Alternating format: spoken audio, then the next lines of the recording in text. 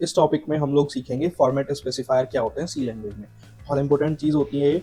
अगर हम लोग फॉर्मेट स्पेसिफायर नहीं यूज़ करेंगे तो we can not take the output from our program और we can not give the input to our program. Okay, so this much important is this. तो क्या होते हैं फॉर्मेट स्पेसिफायर?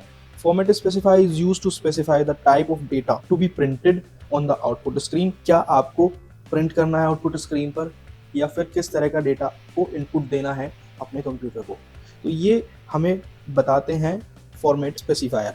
तो फॉर्मेट स्पेसिफायर का जो सिंबल होता है वो होता है परसेंटाइल। अब ये जो हमारे फॉर्मेट स्पेसिफायर होते हैं वो हर एक डाटा टाइप के लिए अलग अलग होते हैं।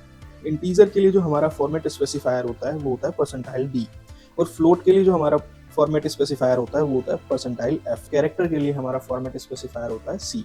Here you can see the programme.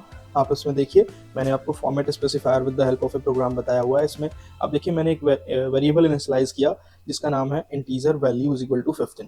मैंने एक वेरिएबल बनाया इंटीजर टाइप का और उसकी वैल्यू रख दी 15। एक मैंने फ्लोट टाइप का वेरिएबल बनाया val2 और उसकी वैल्यू मैंने रख दी 5.99। एक मैंने कैरेक्टर टाइप का वेरिएबल बनाया जिसकी मैंने वैल्यू रख दी d और उस वेरिएबल का नेम है नेम। तो नाउ यू कैन सी हमारे पास 3 टाइप के वेरिएबल्स हैं, कैरेक्टर, फ्लोट और इंटीजर। अब देखिए आप ये काम कैसे करते हैं। तो प्रिंटफ के अंदर जब आप परसेंटाइल डी यूज कर रहे हैं तो नाउ यू कैन सी ये हमें ये समझ जाएगा प्रिंटफ फंक्शन कि भाई जो हमने फॉर्मेटिव स्पेसिफायर यूज किया है वो इंटीजर टाइप का है, तो ये हमें आउटपुट में इंटीजर ही वैल्यू देगा, राइट। नेक्स्ट, इसमें हम लोगों ने यूज किया है स्लैश एन। इसको हम लोग एस्केप सीक्वेंस भी बोलते हैं। जो स्लैश एन होता है वो हमारा होता है नेक्स्ट लाइन के लिए। आप देख सकते हो मैंने यहाँ पर लिखा भी हुआ है slash n is for the new line on the output console. मतलब जब हमें आउटपुट मिलेगा इसका तो हमें ये तीनों वैल्यू मिलेगी अलग अलग लाइन में।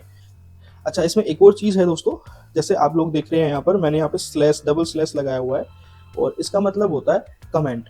तो अगर हम अपने प्रोग्राम में ये डबल स्लैश लगा देंगे, आपका कंपाइलर इन डबल स्लैश के आगे की वैल्यूज को रीड नहीं कर पाता, और इन सब चीज़ों को हम लोग सी लैंग्वेज में कमेंट बोलते हैं। तो मैं इस प्रोग्राम को आपको अपने यहाँ पर एक न्यू प्रोग्राम ले लेते हैं और इसमें हम लोग इसको रन करके देखते हैं how we get the output. तो सबसे पहले हम लोगों को यहाँ पर एक फाइल इनिशियलाइज करनी होगी। सबसे पहले हम यहाँ पे प्री प्रोसेसर डायरेक्टिव लगाएंगे, इंक्लूड studio.h। ये हमने हेडर फाइल ऐड कर दी अपने प्रोग्राम में। इंट मेन करके हम लोगों ने यहाँ पर एक फंक्शन लगा दिया।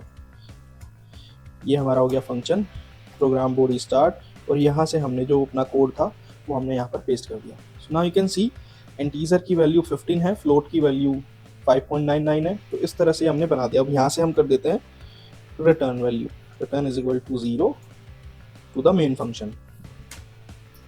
चलिए, तो अब हम इस प्रोग्राम को करते हैं कंपाइल। तो F9 किया हमने, तो ये हमसे सेव करने के लिए बोलेगा। मैं इस प्रोग्राम को सेव कर देता हूँ फॉर्मेट स्पेसिफायर के नाम से। ओके फ्रेंड्स, तो मैंने ये प्रोग्राम अपने dev C++ के IDE में बना लिया है। एंड नाउ यू कैन सी जो हमने सबसे पहले इसमें इंटीजर इनिशियलाइजेशन कर लिया है, फ्लोट कर लिया है, कैरेक्टर कर लिया है। अब हम लोग इसका देखते हैं आउटपुट। तो सबसे पहले हम इसको करते हैं कंपाइल। अब आप देखिए ये 0 एरर 0 वार्निंग के साथ में आ गया। अब हम इसको करते हैं रन। तो अब आप देखिए कंसोल पे मेरे आउटपुट आ गया है, दिस इज 5, दिस इज 6.000। तो जो फ्लोट होता है वो हमें पॉइंट के बाद 6 टाइम्स तक 0 देता है। इसको हम लोग कम भी कर सकते हैं कि हमें सपोज नहीं चाहिए पॉइंट के 6 टाइम्स तक 0, तो उसके लिए मैं आपको आगे बताऊंगा हम लोग क्या यूज करेंगे। नेक्स्ट इज एन, जो हमारा कैरेक्टर टाइप वेरिएबल था। तो ये हमारा आ गया।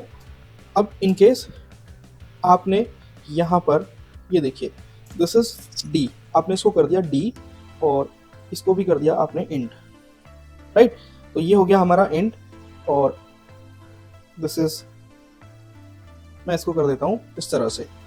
अब हम इसको फिर से कंपाइल करेंगे और फिर से हम इसको रन करेंगे। तो अब आप देखिए हमारी जो वैल्यू थी, जो इंटीजर था उसकी 6.00 थी। अब मैं इसको रन करता हूँ तो अब आप देखिए उसने 0.00 को हटा दिया। क्यों? क्योंकि हमने वहाँ पे क्या यूज़ किया है, हम लोगों ने यूज़ किया परसेंटाइल डी। तो आप समझ सकते हो कि जो हमारे फॉर्मेट स्पेसिफायर होते हैं वो काफ़ी इंपॉर्टेंट होते हैं प्रोग्रामिंग में। Here you can see how we can declare multiple variables in C language. तो सपोज आपको एक साथ ही काफ़ी सारे वेरिएबल्स इनिशियलाइज करने हैं तो वो कैसे कर सकते हैं सी लैंग्वेज में? सिंपल, बिल्कुल सिंपल है। उसके लिए आपको क्या करना है, पहले डाटा टाइप लगाना है, फिर आपको नंबर 1, नंबर 2, नंबर 3, इस तरह से आप कितने भी एक ही सेम टाइप के वेरिएबल इनिशियलाइज कर सकते हो। ऐसे ही फ्लोट में कर सकते हो, ऐसे ही कैरेक्टर में कर सकते हो। और अगर आपको स्टैटिक मेमोरी एलोकेशन करना है तब भी आप इस तरह से ये तरीका भी होता है वेरिएबल इनिशियलाइजेशन करने का, राइट।